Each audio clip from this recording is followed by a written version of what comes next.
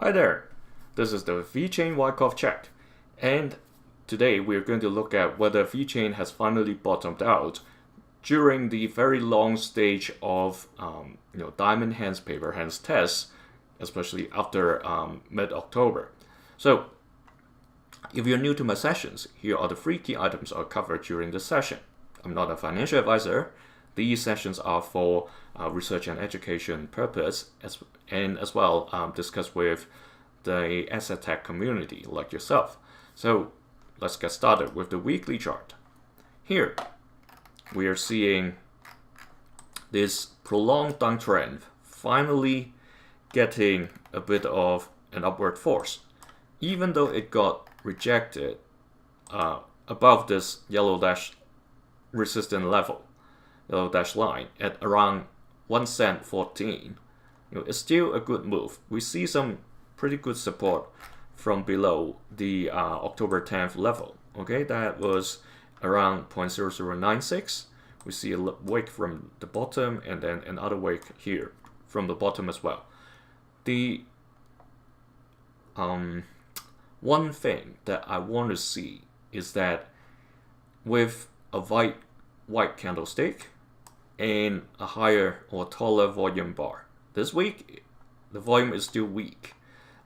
It's understandable. The capital is just elsewhere with gold and silver in particular. All right, and definitely this storming period is going to last longer. So even with gradual climb in terms of the height of the volume bar, it's something that's better than acceptable. All right.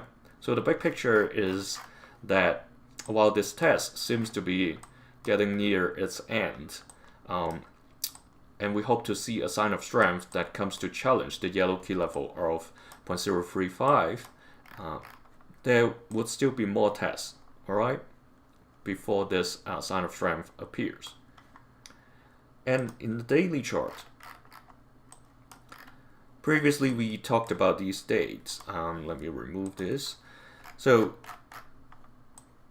you see how this range bound has been going on for the entire week, right? Between these two levels. So while it's trying to get above this 0.0114 level, going to challenge the 0.0129, we pointed out that these dates are the potential dates of breaking outside of the downtrend. Yes, it's getting deeper into 2026, starting from end of Jan and then mid-Feb and eventually early March. So these 3 are within the first quarter. And there's also another one. If the price really comes down to test a level lower than the October 10th, then we may have to wait till the end of the first quarter to see this eventually breaks outside of the downtrend that started back in mid-October. All right. However, given the recent price movements, and yesterday the volume over here is still a bit uncertain. We see 2 wicks from the top and bottom, while the volume has surged. So some people, or the bears, are trying to sell while the price climbed above the 0.0114. It's pretty much the same today, just that the volume is way lower.